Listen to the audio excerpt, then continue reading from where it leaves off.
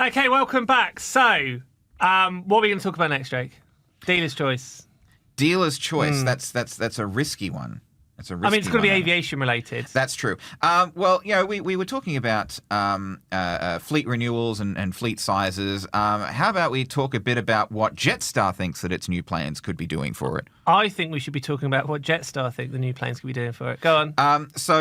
Now, these are not new planes for Jetstar, but they are being refitted, the 787-8s. Yeah. They've had these for a while. They're getting a cabin overhaul, changing around the number of seats, taking out these heavy, in-seat entertainment systems. And what Stephanie Tully has told news.com.au a week or two ago was that this fleet renewal program that Jetstar has going on could unlock new international markets. So she said, he's got these new aircraft coming in, and these the smaller aircraft, these A321 Neos, can go further, which is freeing up the Dreamliners. And she's saying that the 787s will be able to fly further than they can now. So places like, she suggested, Las Vegas and Cape Town might not be out of reach for Jetstar. Now, she stressed that's not her announcing them. That's just saying they could be on the table. And of all the places in America, you'd think that Las Vegas would make the most sense for Jetstar, wouldn't you? Market-wise. I am not going to follow leisure that travel. up. Leisure travel, You are Adam. insinuating that the decent people that get a Jetstar flight might be the sort of people that want to spend hours and hours and hours in the dark room. The entertainment capital of the world. Yeah. They are. Ooh. Jetstar, mainly serves the leisure market. But Jetstar, Las Vegas would make sense as a destination for Jetstar. I think that they already do they fly to Hawaii already? I don't recall. I'm pretty sure they have in the past. But these leisure destinations like Las Vegas would be good markets for Jetstar if they can get their 787-8s to go that far. It's a big growth phase. She's sort of highlighted there. Stephanie Tully. I'm just googling it now. Solid reporter that I am. A flight from Las Vegas to Australia. There are no direct flights. Yeah, you kind of have to connect. When I went to Las Vegas, a few years ago, I think I flew United connecting through LAX. Okay. Why'd you go to Las Vegas? I went for in my previous life as a printing and packaging journalist, which might be why a lot of people have found so many things to criticize about my aviation reporting. So you're telling me Las Vegas is like a mecca for the printing and packaging industry? Las Vegas is a mecca for the convention industry, right? For the conference industry. So this company EFI, they do like wide format printers and they do printing software and all these things. They had their EFI Connect conference in Las Vegas, and that's what I went to. Right. It does sound to me like in the printing world, which, and no disrespect to anybody that works in the printing world, may be a slightly drier thing to do. They thought, you know what, let's just do it in Vegas. Well, it is mostly paper, Adam. That tends to be. If it's wet, that's not good for the paper. This is the sort of insights you get from a printing journalist. So when I went to Las Vegas, I connected through LAX. Leisure destinations. Being an airline that flew directly from Australia to Las Vegas, you'd have to think that there was a market there. Yeah. So at the moment, we're looking at particularly low cost. Yeah, the quickest flight I can see here is around 17 hours. Can go up to about 20 hours. So it's a long, long way. It does make sense, and also it's not entirely kind of long-range flights on budget airlines. I mean, Scoot effectively do this, and everyone kind of mocks that they don't necessarily have a TV in the seat. But it doesn't really matter nowadays, is it? In a world where you can bring your own iPad, does it really make that much of a difference? I don't think it does. It's really interesting. It's also really interesting to see how ambitious she is as well in terms of what you can do. It does make absolute sense, particularly if they've got the aircraft there. She said as well, by the way, Bali and Japan, Jetstar's two biggest international markets following the pandemic. She said if we could fly more to Bali, we would. Australians love going to Bali, she says. She's also said that the low cost of the yen has attracted Australians to Japan, especially during ski season. They're expecting a really busy December to March. She said, this is a quote, "I'd love to be able to fly directly into Sapporo rather than go via Narita, and there's other places. I think Korea's ripe for more growth. Australians are loving going to Korea, which has really become a new sort of spot to go." So potential, big expansion of the map for Jetstar on the cards. We'll be interested to see what they come up with. All right, what's next, Jake? We've probably got time for one or two more. Well, I think next we should mention, how about, we love airport infrastructure. We love airport infrastructure. There's only one thing I love more than an aircraft, and it's an airport. There's only one thing I love more than an airport. It's the infrastructure that serves the airport. Because that's like when you're getting excited. It's like Christmas Eve. You're on that motorway going to the airport, and you're like, at some point I'll be in an airport. You're on the motorway going to the airport on Christmas Eve. Yeah, exactly. It's extraordinary. Go on. But we've got a couple of sort of big infrastructure announcements. Big one from Melbourne Airport. Third runway has been greenlit. So the government has signed off on that. Now, this has been, kind of delayed and, kicked around for a while. Melbourne is saying that it needs this third runway for simultaneous takeoff and landings, to boost capacity, reduce delays. So this is going to be a 3,000-meter runway opening in 2031. It'll be 1.3 kilometers to the west in parallel of the existing north-south runway. Excuse me. Now, Federal Transport Minister Catherine King, in order to address the concerns of nearby residents about the purring of the sky kittens that will be using this new runway, she said she's imposed the most comprehensive set of conditions for a project of that type.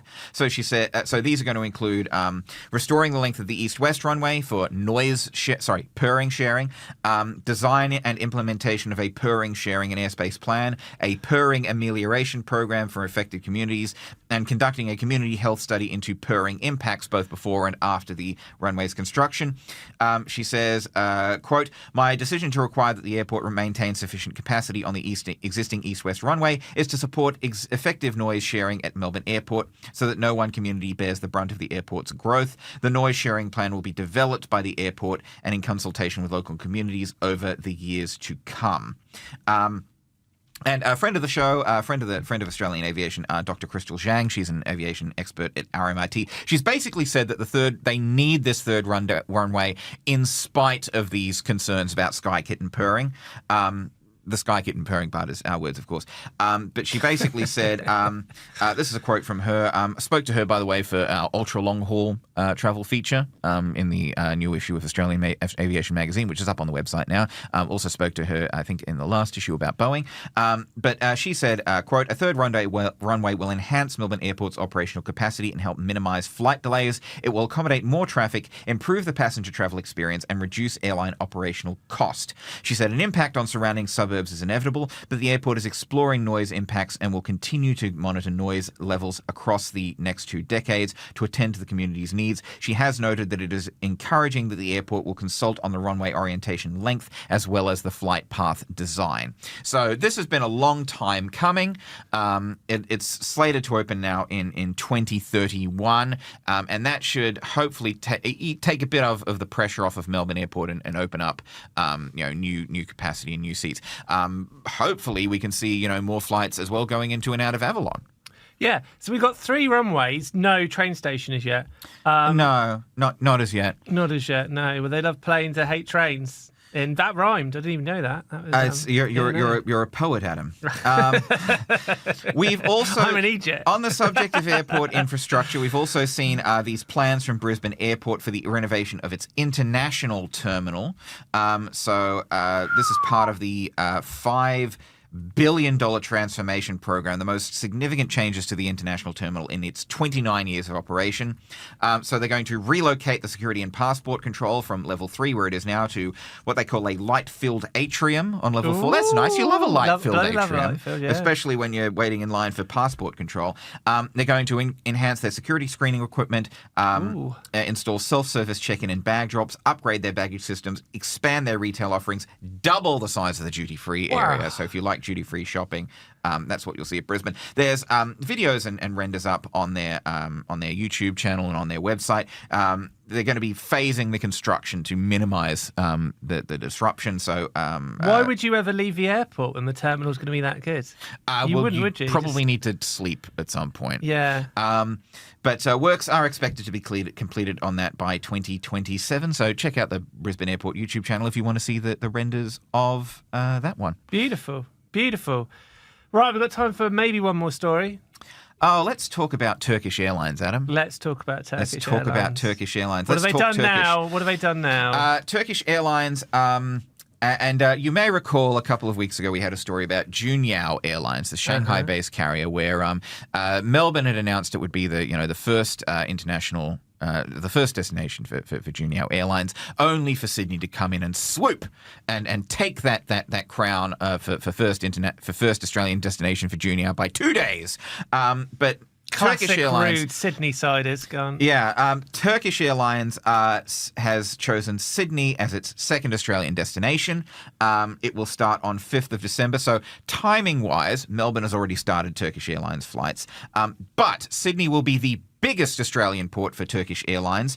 These flights will go to Istanbul via Kuala Lumpur on the A350-900. It will be going 4 times per week as opposed to 3 times per week to Melbourne via Singapore.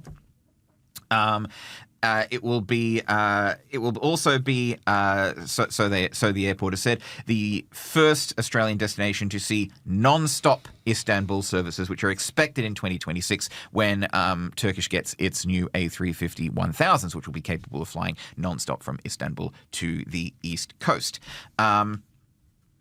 Sydney Airport currently hosts, according to the figures, 38% of European air traffic into Australia. With the arrival of Turkish Airlines, it will be the only Australian airport to host 2 European carriers at the same time. The other, of course, being... Hang on a minute. Say this again.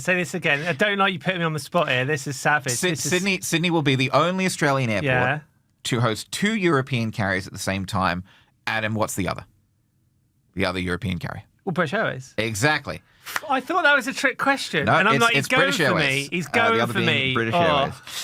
He's done me now. Credibility's gone. So that's a big win for Sydney Airport. Turkish Airways opening up as well as another route into Europe, an alternative to Dubai, Abu Dhabi and Doha. And you have to think that'll be good for European airfares. You would like to think so. A minor footnote, by the way, speaking of Abu Dhabi, Etihad also boosting its Sydney services starting mid next year. They will be going from daily services to 10 flights per week, which will make Sydney the largest international airport for Etihad in Australia. Again, beating Melbourne. Melbourne's going to be getting an 8th weekly flight in I think March next year, but Sydney coming in again. Yeah, you're cocky now, but 10. You're cocky now, but when they get their 3rd runway, we'll see how you like it, guys. We'll see how you like it with our nice new train service. It's coming, our flashy new runway. So enjoy it while it lasts, guys. We love the fine people at Melbourne Airport. I'm going there later this year, so please do not pelt me with eggs when I get off the plane.